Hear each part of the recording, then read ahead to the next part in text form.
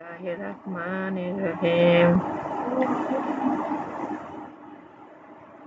যে দোয়ার মধ্যে গুনাহ নেই তা কবুল হয়। হাদিস 2145। হযরত আবু সাঈদ খুদরি রাদিয়াল্লাহু আনহু বলেন, রাসূলুল্লাহ সাল্লাল্লাহু আলাইহি ওয়াসাল্লাম বলেছেন, যে কোনো মুসলমান যে কোনো দোয়া করে যাতে কোনো গুনাহের কাজ অথবা আত্মীয় বন্ধনের চিহ্ন কথা নেই, নিশ্চয়ই আল্লাহ তাকে এই তিনটি দান করেন।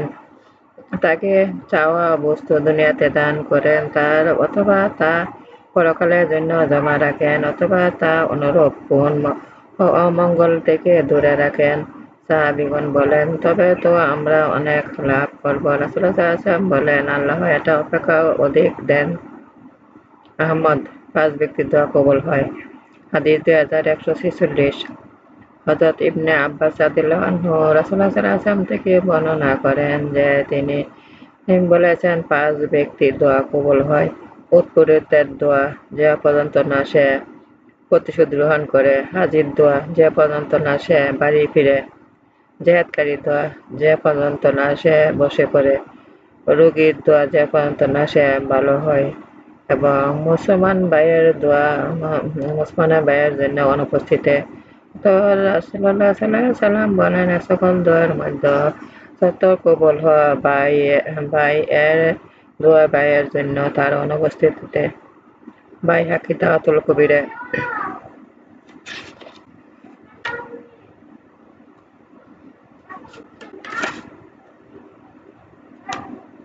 আল্লাহ প্রিয় বান্দাদের ভালোবাসতেন। হাদিস 2152।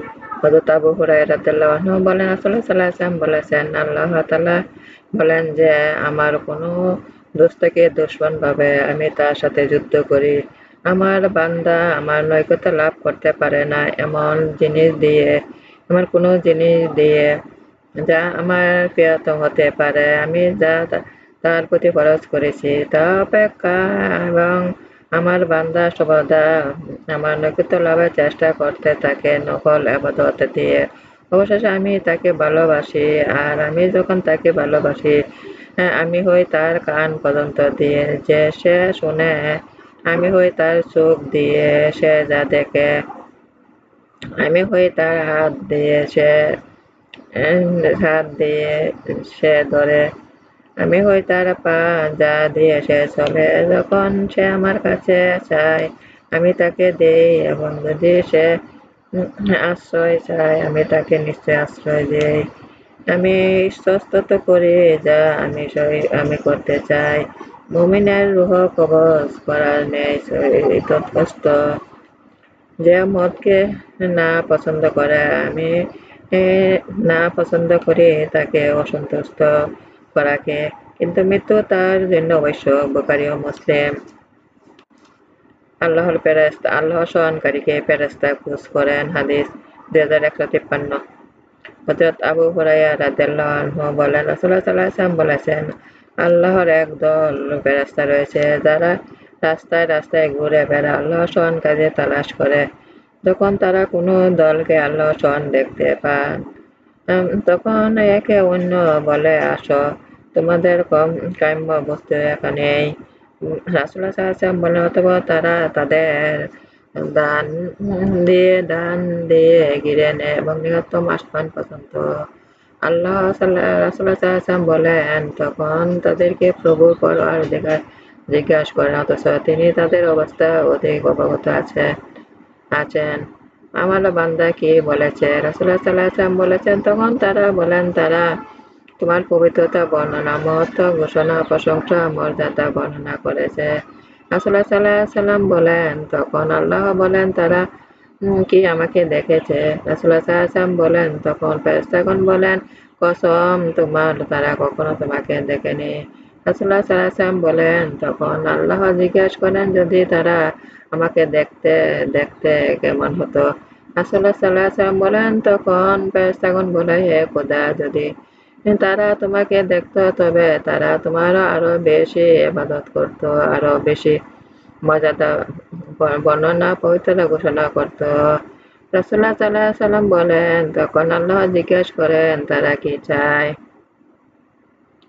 ফেরেশতাগণ বলেন, তোমার কাছে তারা ব্যস্ত চায়। রাসূলুল্লাহ সাল্লাল্লাহু আলাইহি ওয়াসাল্লাম বলেন, তখন আল্লাহ বলেন, তারা কি দেখেছে? যদি তারা তা দেখত। রাসূলুল্লাহ সাল্লাল্লাহু আলাইহি ওয়াসাল্লাম বলেন, ফেরেশতারা উত্তর দেন, যদি তারা তা দেখত নিশ্চয়ই তারা এক পছন্দ লোভ করত আর আর প্রার্থনা জানাতে ওদিকে আর তারা আগ্রহ বেশি করত। তখন আল্লাহ জিজ্ঞাসা করেন, তারা কোন জিনিস হতে আশ্রয় চায়? রাসূলুল্লাহ সাল্লাল্লাহু আলাইহি ওয়াসাল্লাম বলেন, ফেরেশতারা উত্তর দেন, দোজখ হতে। রাসূলুল্লাহ সাল্লাল্লাহু আলাইহি ওয়াসাল্লাম বলেন, তখন আল্লাহ জিজ্ঞাসা করেন, তারা কি দেখেছে? তা দেখেছে? রাসূলুল্লাহ সাল্লাল্লাহু আলাইহি ওয়াসাল্লাম বলেন, ফেরেশতারা উত্তর দেন, হে রব, তোমার কসম তারা কখনো দেখেনি। রাসূলুল্লাহ সাল্লাল্লাহু আলাইহি ওয়াসাল্লাম বলেন, তখন আল্লাহ জিজ্ঞাসা করেন, কেমন হতো যদি তারা দোজখ দেখত? রাসূলুল্লাহ সাল্লাল্লাহু আলাইহি ওয়াসাল্লাম বলেন, যখন ফেরেশতাগণ একজন বলে ওঠেন, তাদের অমুক ব্যক্তি তাদের অন্তর্ভুক্ত নয়, সে তো শুধু তার কোনো কাজে এসেছে। তখন আল্লাহ বলেন, এমন সভাসদ যাদের কোনো সদস্য হতভাগ্য হয় না, ভাই হাকি। তিনি জিজ্ঞাসা করেন, কেমন হতো যদি তারা দোজখ দেখত? অতঃপর তারা বলেন, তারা তোমার কাছে প্রার্থনা করেছে। রাসূলুল্লাহ সাল্লাল্লাহু আলাইহি ওয়াসাল্লাম বলেন, আল্লাহ বলেন, আমি তাদেরকে ক্ষমা করে দিলাম, দান করলাম যা তারা আমার কাছে প্রার্থনা করেছে, আর পানাহ দিলাম যা হতে তারা পানাহ চাচ্ছে। রাসূলুল্লাহ সাল্লাল্লাহু আলাইহি ওয়াসাল্লাম বলেন, ফেরেশতাগণ বলেন, প্রভু হে, তাদের মধ্যে অমুক কত অত্যন্ত গুনাহগার বান্দা, সে পথ দিয়ে যাচ্ছিল আর তাদের সাথে বসে গিয়েছে। রাসূলুল্লাহ সাল্লাল্লাহু আলাইহি ওয়াসাল্লাম বলেন, তখন আল্লাহ বলেন, আমি তাকে মাফ করে দিলাম। তারাই এমন দল যাদের সাথে হতভাগ্য হয় না।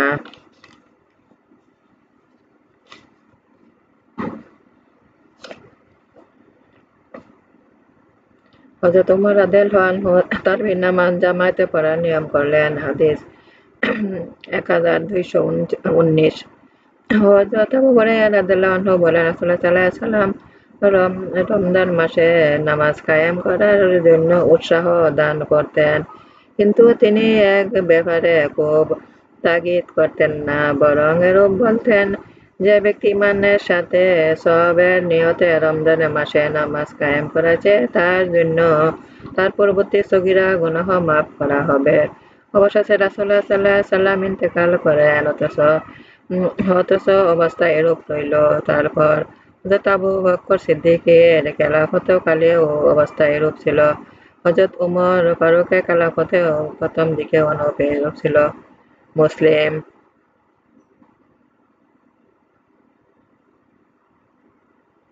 সাহাবীগণ রমজান মাসে কাফেরদেরকে অভিসম্পাত করতেন। হাদিস 1226। তাবেঈ হযরত আনাস রাদিয়াল্লাহু আনহু বলেন, আমরা সাহাবীদের এরূপ দেখেছি, তারা রমজান মাসে দোয়া কুনুতে কাফেরদের অভিসম্পাত করতেন। আরো দেখেছি, ইমাম ৮ রাকাত নামাজ সূরা বাকারা পড়তেন। যখন ইমাম ১২ রাকাত এটা পড়তেন, লোক মনে করত যে তিনি নামাজকে অনেক সংক্ষেপ করলেন। মালিক। সেহরির পূর্বে রাতের নামাজ শেষ করতে হয়। হাদিস 1227। হযরত আব্দুল্লাহ ইবনে আবু বকর বলেন, আমি সাহাবী উবাই ইবনে কাবাকে বলতে শুনেছি, আমরা রমজান মাসে নামাজ হতে ফিরতাম আর সেহরি ফৌত হয়ে যাওয়ার আশঙ্কায় খাদেমদের তাড়াতাড়ি খানা প্রস্তুতির জন্য তাকবীর করতাম। অপর এক বর্ণনা আছে, ভুল হওয়ার আশঙ্কায়। মালিক।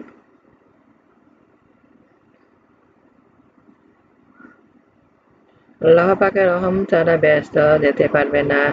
হাদিস 1228।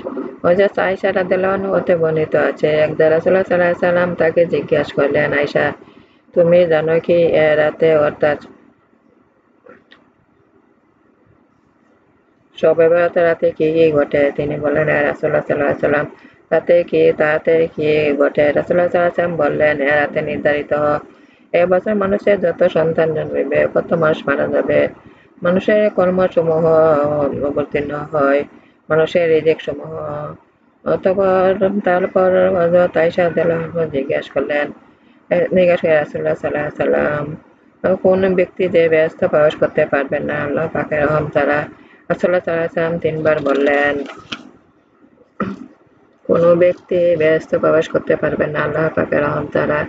আয়েশা রাদিয়াল্লাহু আনহা বলেন, তখন আমি জিজ্ঞেস করলাম, আপনিও পারবেন না রাসূলুল্লাহ সাল্লাল্লাহু আলাইহি ওয়াসাল্লাম? তখন তিনি আপন মাথায় হাত রেখে বললেন, আমিও না, কিন্তু যদি আল্লাহ তাআলা আপন রহম দ্বারা আমায় ডেকে লন।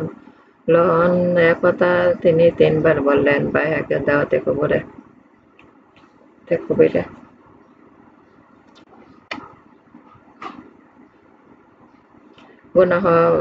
গুনাহ তওবা করতে হয়। হাদিস 1244। হযরত আলী মুর্তজা রাদিয়াল্লাহু আনহু বলেন, আমাকে হযরত আবু বকর রাদিয়াল্লাহু আনহু বলেন, আর তিনি সত্য বলেছেন। আমি রাসূলুল্লাহ সাল্লাল্লাহু আলাইহি ওয়াসাল্লামকে বলতে শুনেছি, যে ব্যক্তি কোনো গুনাহ করবে তারপর উঠে অবশ্যক পবিত্রতা অর্জন করবে, কিছু নফল নামাজ পড়বে, তারপর আল্লাহর কাছে ক্ষমা প্রার্থনা করবে, আল্লাহ নিশ্চয়ই তার গুনাহ ক্ষমা করে দিবেন। তারপর রাসূলুল্লাহ সাল্লাল্লাহু আলাইহি ওয়াসাল্লাম এই আয়াত পাঠ করলেন।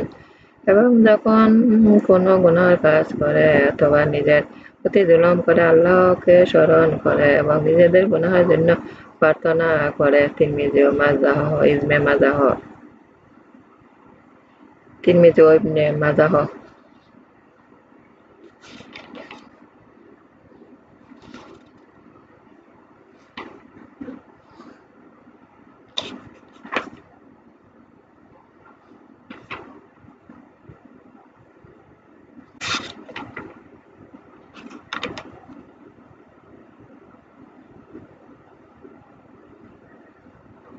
আসরের নামাজ গুরুত্ব অত্যাধিক। হাদিস 1337। হযরত আবু হুরায়রা রাদিয়াল্লাহু আনহু হতে বর্ণিত আছে, একবার রাসূলুল্লাহ সাল্লাল্লাহু আলাইহি ওয়াসাল্লামকে জিহাদ উদ্দেশ্য যান জাজনান ও উসফান নামক স্থানের মধ্যবর্তী জায়গায় উপস্থিত হলেন। তখন মুশরিকরা বলল, ইয়া মুসলমানদের একটা নামাজ আছে যা তাদের কাছে তাদের মাতা-পিতা, সন্তান-সন্ততি অপেক্ষা অধিক প্রিয়তম, তা হল আসরের নামাজ। সুতরাং তোমরা দলবদ্ধ হও। এবং তারা আসর পড়তে থাকাকালে হঠাৎ তাদের উপর উপস্থিত হও। এ সময় রাসূলুল্লাহ সাল্লাল্লাহু আলাইহি ওয়াসাল্লামের কাছে জিবরাইল আলাইহিস সালাম উপস্থিত হলেন এবং তাকে নির্দেশ দিলেন তিনি যেন তাদের সহচরদের 2 দলে বিভক্ত করে এবং এক দল নিয়ে নামাজ পড়েন, আর অপর দল তাদের উপর দিকে শত্রু মোকাবেলা দাঁড়িয়ে থাকে, কিন্তু সব সময় এমনকি নামাজেও যেন তার পক্ষে সম্ভাব্য সতর্কতা এবং নিজেদের অস্ত্রশস্ত্র গ্রহণ করে। এতে তাদের নামাজ এক এক রাকাত হবে, আর রাসূলুল্লাহ সাল্লাল্লাহু আলাইহি ওয়াসাল্লাম এর হবে 2 রাকাত। তিরমিজি ও নাসাই।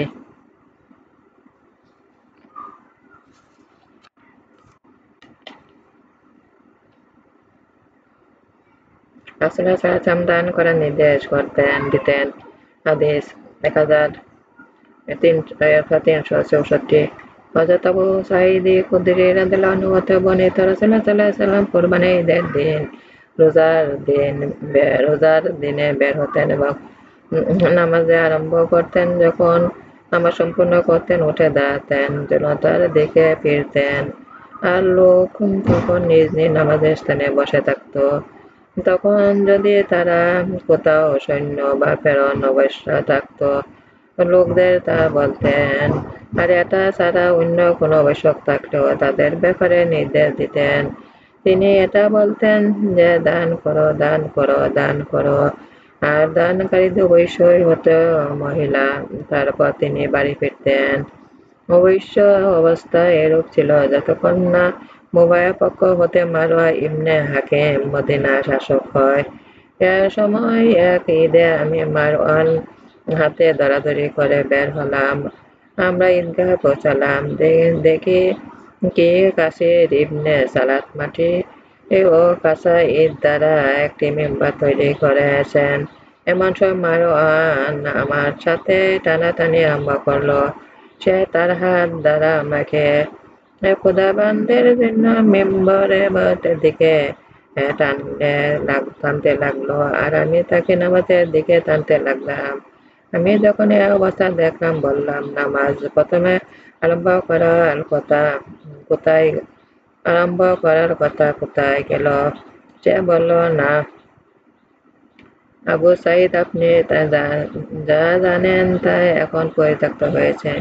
আমি বললাম, কখনোই না, আমার প্রাণ যার হাতে, সেই আল্লাহর কসম, আমি যা জানি তা অপেক্ষা উত্তম কিছু তোমরা কখনো করতে পারবে না।